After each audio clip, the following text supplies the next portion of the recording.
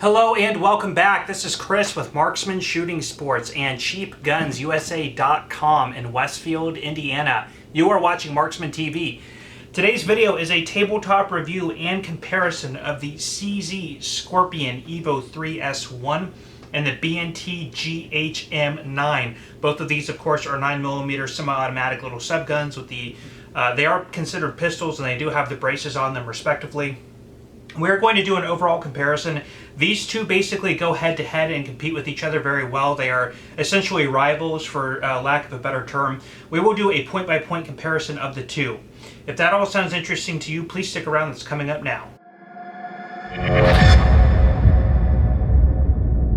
So just to lay down some groundwork, first thing that's going to be a contention between these two is price point. So the CZ as a pistol without any type of stocks or attachments or anything is going to come around the $700 to $800 range. Now if you add one of these SMB tactical braces, you're looking at a retail value all in at around $1,000-ish respectively. The B&T is a little bit different. This, as in its pistol configuration, you're looking at about $1,200 to $1,300.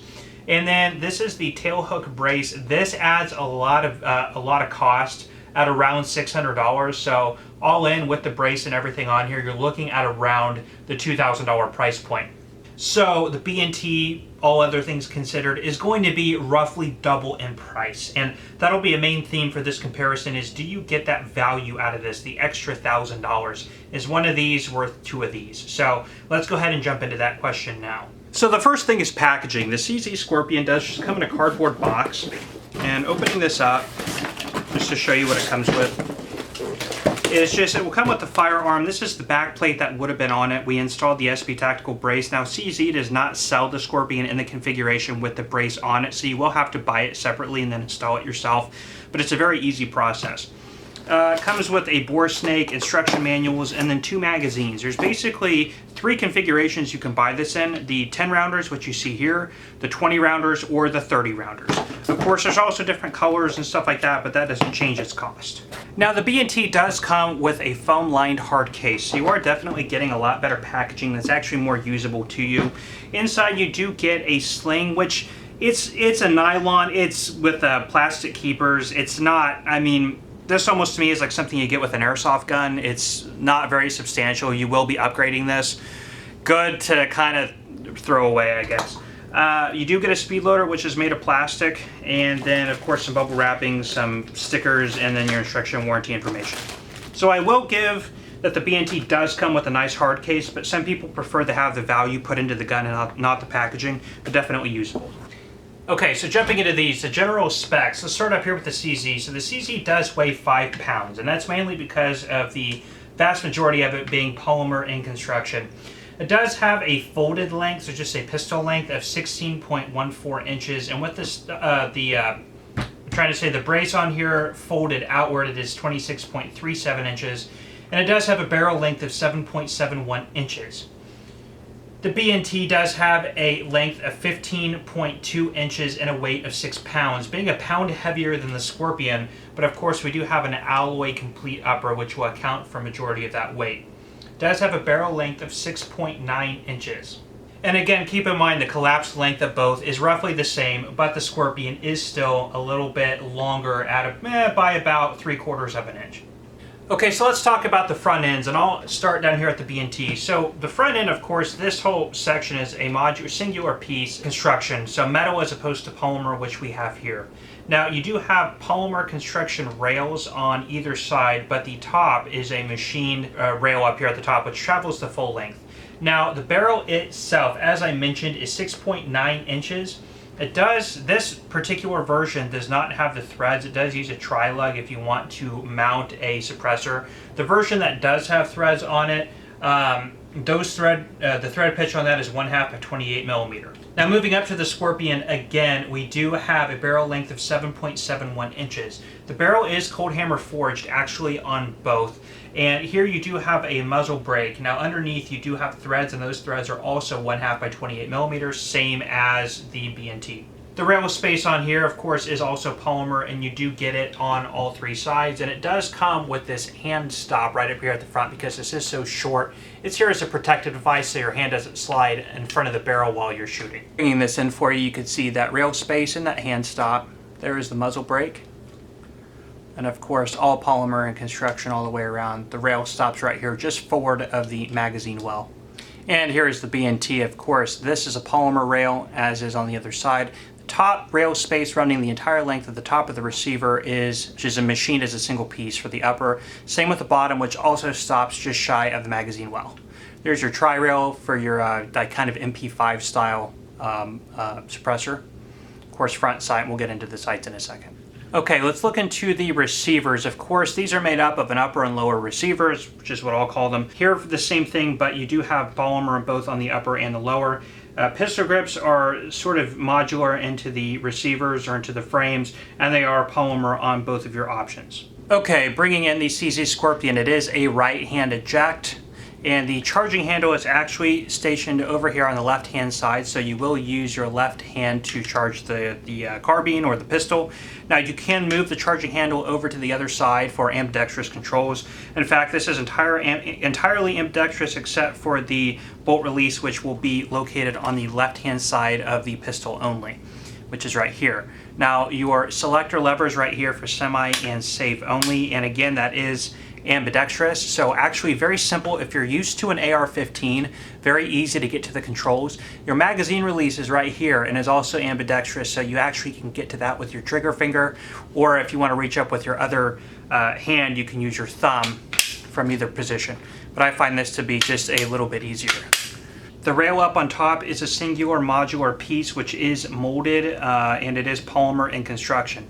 This is sort of made in a couple halves which are screwed together by these little nuts, which is reliable enough. I guess that's fine. The metal sights on top are removable if you want to just run an optic, but they're nice low profile and they are metal in construction. You will make all of your fine elevation changes right up here in the front. It does have an AR-15 style front sight post, and right back here on the back you do have 4 aperture settings on the rear sight, and you can make windage adjustments here with this little wheel. And bringing in the B&T, of course, again, we do have a singular modular piece running the entire length with your rail running the entire length up here too. Your sights are foldable and they are a polymer in construction. To flip them up, you just grab them and pull up like that. So all of your elevation adjustments are handled up here at the front with this little wheel, which you just turn. Very simple. You don't need any tool or anything to do that. Now, here on the back, you do have 2 aperture settings, sort of like an Imbus sight by Magpul, which you just rotate like that. And then if you want to change your windage, you have the wheels here on either the left or the right side to change left or right windage. Now, the ergonomics on the B&T, in my opinion, are a little bit better and a little bit more comfortable and a little simpler, cleaner, very smooth, very nice, comfortable hold. You do have your safety selector here, which is ambidextrous between, of course, just your semi and safe, being a semi-automatic only, but you just switch here, and it is ambidextrous.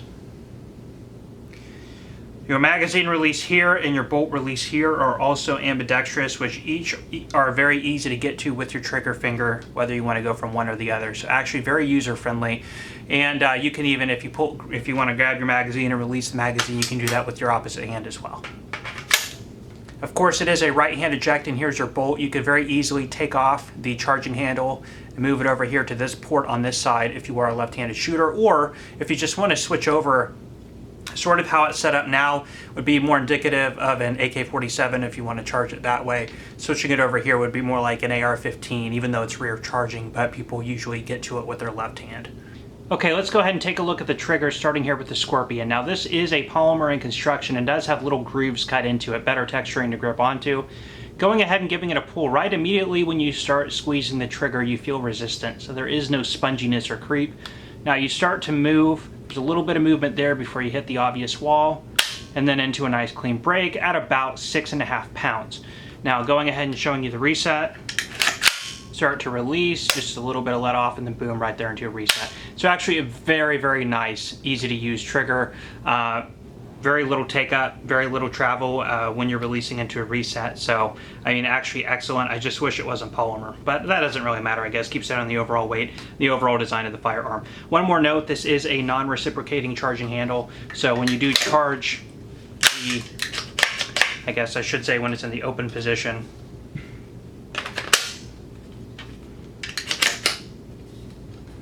like this, the charging handle does move on its own, and it does have a little safety notch that you can pull this back and lead it into, almost kind of like a MP5 or an MP40.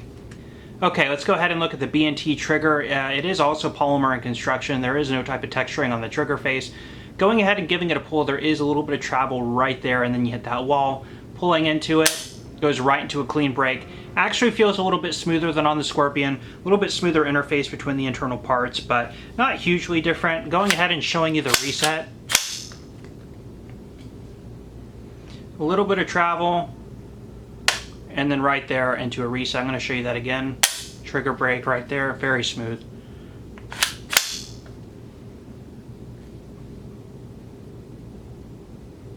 Right there. So actually I would kind of give the edge on the trigger here, but it's not hugely different. And keep in mind, neither one of these are matched firearms. They're really kind of like a PDW type application, for which both of these triggers are fine. Now let's go ahead and take a look at these brace options. So this is a Gearhead Works tail hook, which is actually pretty cool. Now this system back here, I believe, is actually made by B&T, and it's Gearhead Works that just makes the tail hook. Now this is also a alloy product, so it's not a polymer, so a little bit more rigidity. What's cool here is that this works on a telescoping system, so you push this in and then that collapses in there and then locks itself in place, and you have your nice small package. There is another tail hook option with a single wire and folding stock, which I understand is also another great option, but I actually like this. It just feels a little bit more rigid to me, and I like the telescoping stock option. Now these themselves are actually pretty expensive. This whole setup will usually be about $600 retail, and you can buy the B&T, if you want to go ahead and buy it in this configuration, you can. You do not need to purchase the two separately, although you can go that route if you want to. But you can buy it as a single piece, all ready to go just like this. Okay, for the Scorpion on this, I have the SB Tactical Brace. There are different options you can use. I'm not too sure about what those are, but in my opinion, this is the best way to go for the Scorpion. But this is a polymer construction, and you do have a little Velcro strap on here. Now keep in mind, if you buy one of these, you cannot take this off, because then you would be repurposing it as a stock or destroying its purpose as a brace. And keep in mind, these are intended to be used as a brace, not a stock. Very nice and rigid, and really the retail on these is around $200, so quite a bit less than the tail hook option. And it does work as a side folder, so this just pushes here and folds over. Now it does not lock itself in place, but there is plenty of retention to where it's not going to move on its own. You can just grab it, swing it open, and lock. Now, as of the time of making this video, CZ does not sell the Scorpion already with the SB Tactical Brace on it, ready to go as a single package, so you do have to buy the pistol and then the stock and then install it yourself. I will tell you though, you can watch videos online about install. It's an incredibly easy process and not difficult at all. It's really just a drop in, and then you have to tighten down 2 screws, and that's it. Okay, now let's go ahead and talk about disassembly, starting here with the Scorpion. So we'll go ahead and remove the magazine, then pull the bolt back and lock it up in that safety notch we talked about. Now there is a cross pin right here, which you go ahead and push through like that, and then you can go ahead and fold down the trigger group out of the way, and then you can set that aside. Now down in here is the bolt carrier group, which you just go ahead and grab and pull up like that, and then remove that, and there's a little buffer back here. Very nice solid internal bolt system, so very nice. And a lot of your heft and weight in the firearm is actually right here, and that is your complete field strip. Now on the B&T, there is, on the standard pistol, or if you have an SBR, there is a single cross pin here which you just push like that, and it's also held captive, and then this back plate just slides off Then you take out your bolt carrier group, recoil springs, and everything out the back. Now, the tail hook stock requires a hex nut that's actually screwed in through the back here, which I don't want to remove because I don't want to risk scratching anything out there in the back because we are going to be selling this in our store. Now, the lower comes off just like an AR-15, so there are 2 cross pins here, which you go ahead and just push. And they are also captive. You can just slide them out. That, and then the frame, the lower receiver just comes right off. Now if you look internally, this looks very much like AR-15 components, and I'm sure standard AR-15 components could be modified to work, but don't quote me on that. It just looks essentially identical to an AR-15 trigger group. And then you have your nice polymer lower housing. Now here in the bottom of the upper receiver, of course, you can see your bolt carrier group and everything in there. Very nice. And then under here, which I can't show you, but I'll roll in a graphic, there is a picture of a grasshopper mouse eating a scorpion, which is obviously a little Easter egg, which goes to show that this is, of course, intended to be the scorpion killer. Okay, let's talk about magazines. We do have, so here's the B&T 30-round magazine and then the CZ Scorpion 30-round magazine. Both are polymer and both are translucent, so you can see your rounds through them. These tend to retail in about the $25 to $30 range, and these tend to retail in about, gosh, anywhere from about $50 to $60 that I've recently seen. So these are very expensive. They do fit a lot of different B&T products. At least there's the benefit there, and they are, of course, again, polymer. Now these I have seen a propensity to be damaged or crack easily. I have not heard of any such issues with the B&T, but then again, keep in mind that they are still polymer. Okay, in summation, these are both excellent products, and the B&T does definitely have a place for being so high-end and high-valued. It definitely is very precisely machined. I mean, everything in here just fits and functions well, and there's just a general smoothness and elegance to the B&T GHM9 that you just don't quite get in the Scorpion. The CZ Scorpion to me is more of a good economical option. It is all polymer. There are a ton of sharp edges and lines, which is totally fine. Not as smooth and user-friendly, in my opinion, as the GHM9. This is just a little bit, this is more like a precision machine. This is more of a utilitarian machine. Both, I'm sure, will get the job done. Both are, again, for what they are, very high quality. Now, the question is, in my mind, looking at this, is this worth an extra, really, $1,000 compared to this? If you consider it with the tail hooks. Again, $1,300 versus $800 without that. So if we're looking at, okay, is it worth $500 more if we're just looking at the pistol configuration? Yes, I could see that. If you have the money and you want that extra bit of craftsmanship and something a little bit more that it just really has a good feeling of quality to it, yes. If you got the extra $500 to spend, I don't think you're wasting your money at all. Now, somebody who's looking to get a Scorpion, does that mean if all you've got to spend is $800 or $1,000 that this is a piece of junk and worthless and you should hold out and sell your whole collection to get a B&T? No, not necessarily. I mean, they both hold their places very well at the price points of where they are starting. And again, it's just a matter of what route you want to go as a shooter, what your budget is, what you want the firearm to do for you, and that sort of thing. So those are just my takeaways. It's really hard for me to, I mean, if they were the same price, I would go with the B&T all day long. But thinking price points, it makes the CZ look a little bit more attractive for the price. Plus, also keep in mind the CZ does have a lot more aftermarket support, a lot more sort of parts and different things that you can do with the CZ. Cheaper parts and everything too, and accessories than the B&T. So a little bit more specialized over here, but both, for what they cost, are great options and worth the money in both regards. Well, that is all the time I have for you today on these. Thank you so much for stopping by and checking this out. If you have any questions, please let me know by leaving those down in the comment section. If you like this video, please hit the like button, and if you want to see more content like this, please go ahead and subscribe to our channel. My name is Chris. You are watching Marksman TV. I will see you next time.